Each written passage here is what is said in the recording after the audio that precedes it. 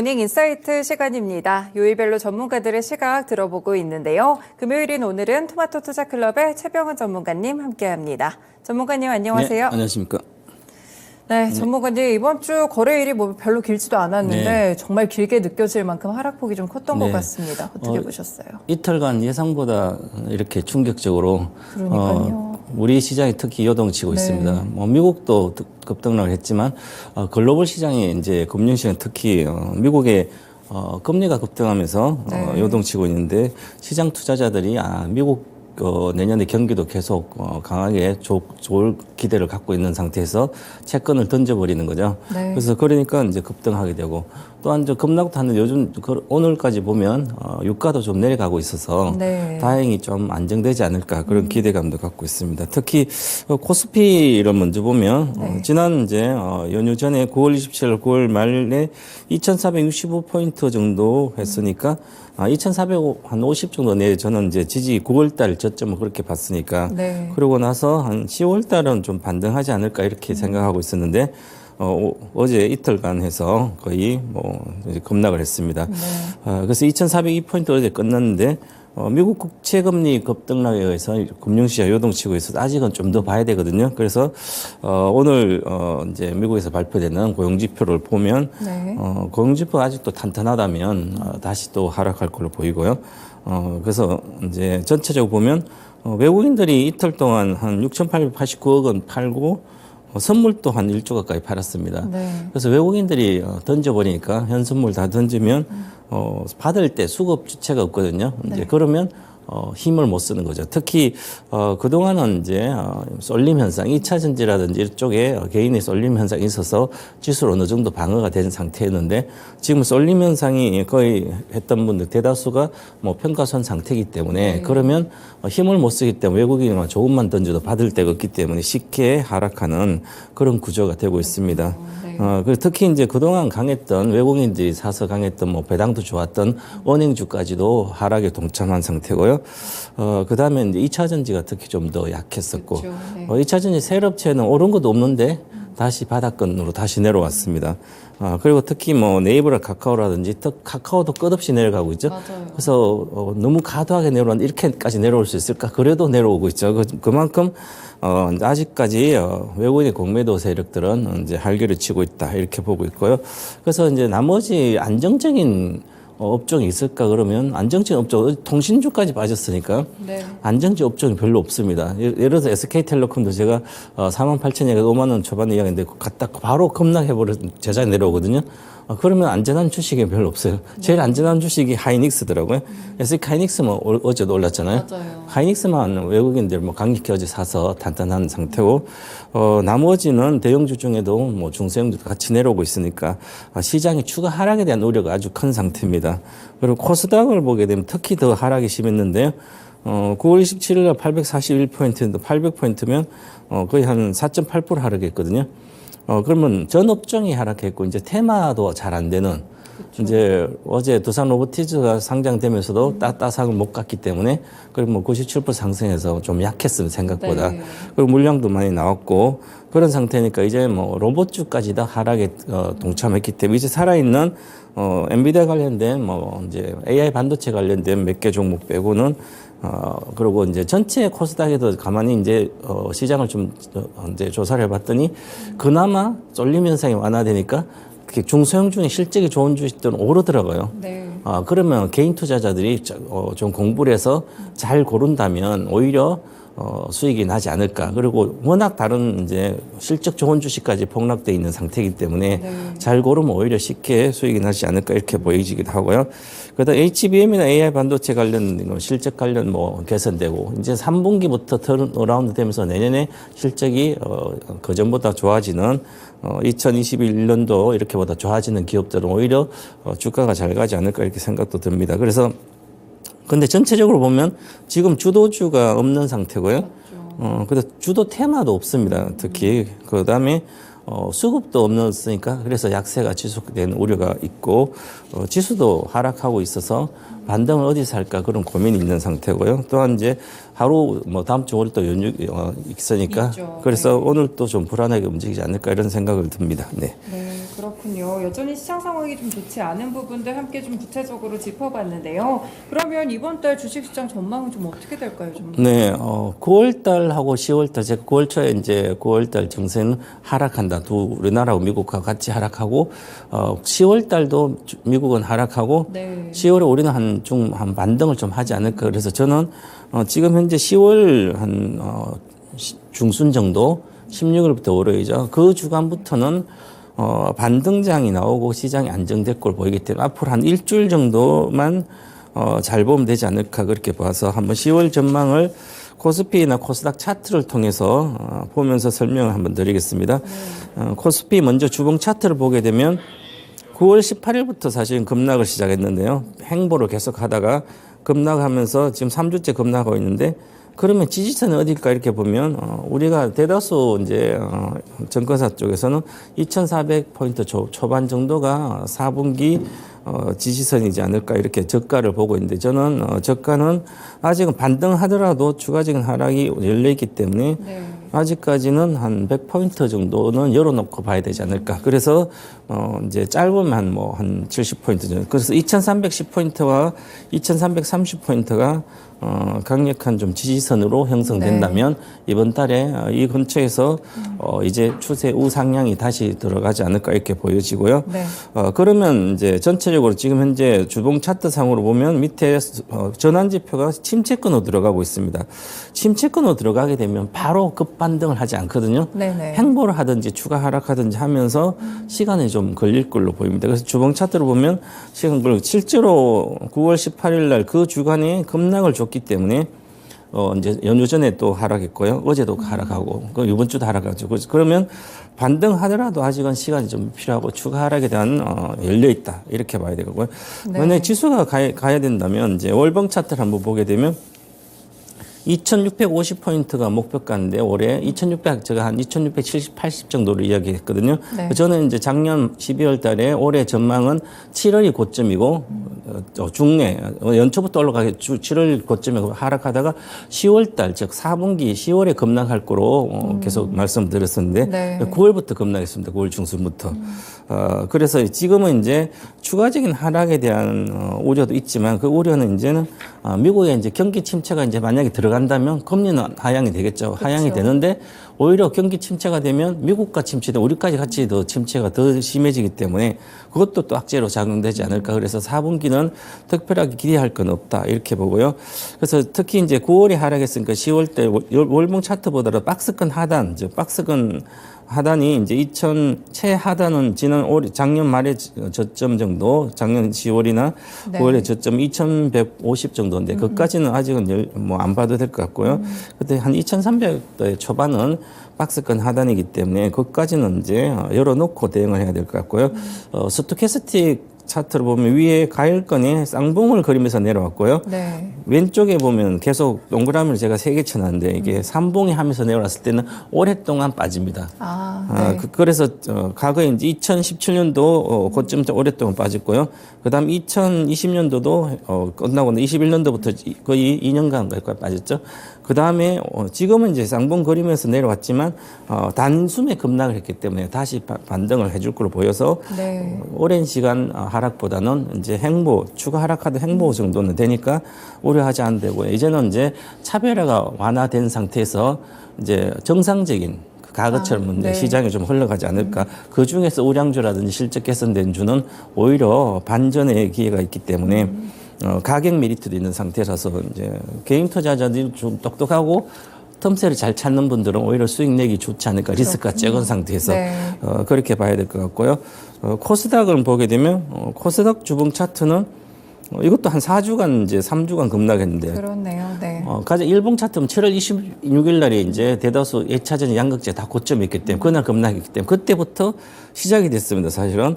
그래서 8월도 좀 빠지고 9월부터 급락한 것은 추세 하락을 했거든요. 이렇게 주봉 차트를 보면 행보하다가 추세 하락하면 상승 추세가 마감이 됐거든요. 네. 작년도 10월 11일 날 저점에서 파동이 A 1파, 3파, 5파까지 끝나고 하락하기 때문에 지금 하락 비파가 진행되는 걸로 보입니다. 하락 네. 비파가 진행되면 좀 뭐 여러 가지 형태는 하락 조정 형태는 많이 다르지만 지금 하락 10파에서 급락을 주기 때문에 그 다음에는 급락 주고 반등이 짧고 횡보 위주로 가지 않을까 이렇게 보여집니다. 그래서 물론 이제 거래도 많이 준 상태에서 지금 심채권으로 들어가기 때문에 좌측에 작년도 10월하고 연말에 연초까지 보면 이제 침체권 들어갔을 때는 반등도 크지 않고 지루합니다. 네. 그래서 특히 코스닥 쪽에 만약에 고점 좀 많이 올라간 테마주라든지 아니면 양극재라든지 이런 걸 사가지고 만약에 몰리신 분들은 바로 급반등해서 내 것이 회복되겠다 이런 기대감보다는 시간이 많이 필요하다 이렇게 봐야 되고 특히 네. 뭐 코스닥의 시가총 상위는 뭐 양극재 위주로 돼 있으니까 그러면 양극재가 많이 빠졌으니까 가격 메리트 보면 거의 한 50% 60% 빠졌거든요. 그렇죠. 네. 그럼 쉽게 올라갈 거라 생각해서 또 계속 뭐 추가로 한다든지 하면 지쳐 쓰러질 정도로 잘 안 가거든요. 그게 내년 상반기까지는 잘 안 갈 거다. 물론 반등하면 20% 정도 반등하고 또 횡보하든지 그렇게 해서 시간이 걸릴 것으로 보이고요. 그다음 코스닥 월봉 장기 차트를 보면 아직까지 하락이 시간이 많이 더 가격적인 하락이 남아 있는 걸 보입니다. 네. 지금 800포인트인데 1차 지지선이 122동 평균선인데 월봉상으로 보면 738포인트 정도는 찍어야 되지 않을까. 그럼 앞으로도 한 10% 정도 코스닥 지수면 대다수는 10%에서 20% 정도 빠진다는 거죠. 그러면 지금의 바닥이 아직은 아니다. 이렇게 봐야 될 것 같고요. 그 다음 2차 650포인트는 뭐 저 밑에 바닥인데 그 정도까지는 내려가지 않지 않겠나. 작년 저점 정도인데네. 그 정도는 뭐 아직은 생각하지 않아도 될 것 같고요. 그래서 738포인트, 한 750포인트 내외까지는 여기서 하락하면 이제 반등을 좀 확실히 주지 않을까 이렇게 보고 이달 다음 주까지 잘 봐야 되고요. 만약 네. 고용지표도 워낙 탄탄히 나오고 이제 소비자 물가지수 다음 주에 이제 생각보다 상회를 해버리면 오히려 급락을 또 한 번 줄 수 있거든요. 그럼 다음 주가 바닥이 나오지 않을까 이렇게 생각이 듭니다. 네. 네, 이렇게 코스피와 코스닥 차트까지 함께 좀 분석해 보면서 앞으로의 시장 전망까지 들어봤는데요. 그러면 사실 지금 시장 전반에 매크로 이슈로 깔리고 있는 게 고금리 기조잖아요. 이 부분은 어떻게 분석을 해봐야 될까요? 금리가 작년부터 끝없이 올랐거든요. 맞아요. 1년 내도록 오르고 있는데 지금 현재 와가지고 이렇게 금리 때문에 사람들이 난릴까? 그러면 계속 올라오다가 이제는 좀 이제 고점이다. 금리가 고점이고 좀 내년에 금리 인하한다든지 하향되지 않을까 이렇게 생각했는데 9월에 FOMC에 좀 긴축이 계속되고 있고 그다음에 갑자기 이제 금리가 뛰면서 금리가 뛴다는 것은 이제 국채 같은 미국 국채 금리가 뛰면 수익률이 뛰면 던진다는 거거든요. 그럼 갖고 있는 채권을 팔아버린 거죠. 네. 그럼 싸진에 올라가는 거니까. 그래서 미국 국채 금리가 4.8% 정도를 찍으니까 막 시장이 2%씩 급락하고 그랬는데 그것은 이제 5%대를 볼 거다. 이제 그렇게 기대하고 뛰었습니다. 다시 좀 안정이 돼서 나아지고 있는데 그러면 왜 이렇게 미국 국채 금리가 계속 올라가고 추가적으로 올라가고 아직까지 그럴까? 그럼 투자자들이 어떤 생각을 하고 있을까? 그 생각을 해봐야 되는데요. 미국의 2023년 GDP 경제 성장 컨센서스는 뭐 지금 높여놨습니다. 네네. 높여놨다는 것은 6월부터 지금 9월에 높였다는 것은 내년에 경기가 어느 정도 더 이상 이제 연착륙이나 아니면 조금 더 경기가 이제 좀 나빠지지 않겠나 이렇게 생각했는데 오히려 강하게 기대를 해서 오히려 높여놨어요. 갑자기 크게 높여놨습니다. 그러면 이게 내년에 경기가 좋으면 미국은 금리가 안 떨어진다는 얘기거든요. 그래서 장기간 동안 금리가 유지될 거다. 이런 투자자 의료가 아주 크기 때문에 그러면 이제 경기가 좋고 금리가 높아도 살아갈 만하니까 금리가 계속 지속돼도 그 고금리와 우리가 같이 살아야 되겠다 생각하면 조금 길게 보면 우리나라뿐만 아니라 다른 나라들은 경기 침체 계속 이어지고 미국만 좋은 게 되거든요. 그런 측면이 있고요. 그다음에 전체적으로 연준의 물가 전망은 뭐 평이한데 9월달 보면 별 차이가 없어요. 6월, 9월 전망치에는. 근데 고물가라는 게 주식시장 영향력이 아주 낮아졌습니다. 사실은.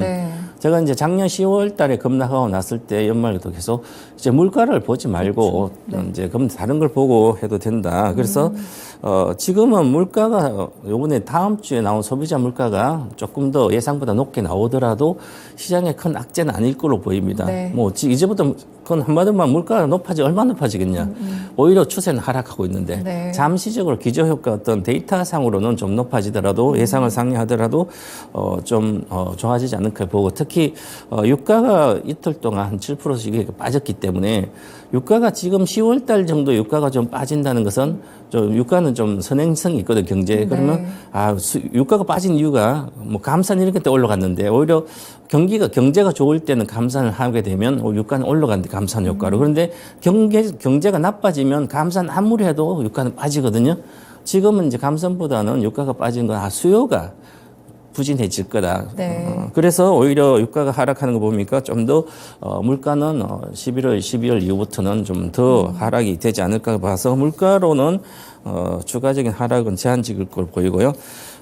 특히 그래서 전체적으로 보면 FOMC 회의에 이제 전 경제 성장 전망이 높였기 때문에 미국이 맞아요. 너무 탄탄하다. 그러면 탄탄한 걸 조금 더 경기가 좀 연착륙되게 만들고 나서 그 다음에 좋아지면 주식이 좀 더 빠지고 그 다음에 전체적으로 금리도 잡히고 이제 고금리가 내려가서 금리 인하가 되면 2%대 목표 수익 물가도 나오면 그 이후부터 좋으면 전체적인 오히려 물가가 낮은 상태에서 경제가 활성화돼야만 전반적으로 글로벌 경기에 영향을 미쳐서 좋거든요. 그런데 네. 미국만 좋으면 잘 안 되거든요. 그래서 미국만 좋으면 다른 나라는 유럽도 중국도 우리도 쉽지 않은 그런 구조입니다. 그래서 이 경제 지표를 좀 잘 보고 있어야 되지 않을까 지금부터는. 그래서 미국 경제 지표가 부진하게 나오면 주식 올라가는 게 아니라 이제 내려가지는 않겠지만 그나마 그래도 또 경기 침체에 대한 우려가 또 발동되거든요. 그렇죠. 거기 좀 네. 지나야 되지 않을까 봐서 지금은 고금리 장기화 부작용에 대한 우려가 아주 큰 상태이기 때문에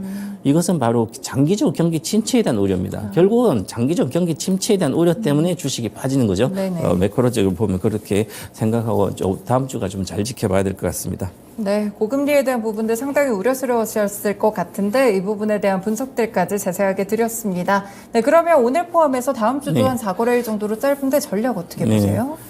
미국 공지표 소비자 물가 지표만 주목을 좀 해봐야 되는데요. 네. 오늘 저녁에 미국에서 미 고용 보고서 공식 보고서 나와서 확인을 좀 해봐야 될 것 같고요. 네. 다음 주 12일 날 발표되는 소비자 물가 지수 하게 되면 우리는 다음 주 금요일 정도 반영되니까 다음 주까지는 좀 관망세로 이제 시장을 좀 지켜보고 행동해야 될 것 같고요. 네. 너무 성급히 빠졌다고 그냥 들어가게 되면 또 며칠만 급락해도 불안하거든요. 그래서 현재는 미국의 금리 안정 여부가 가장 중요합니다.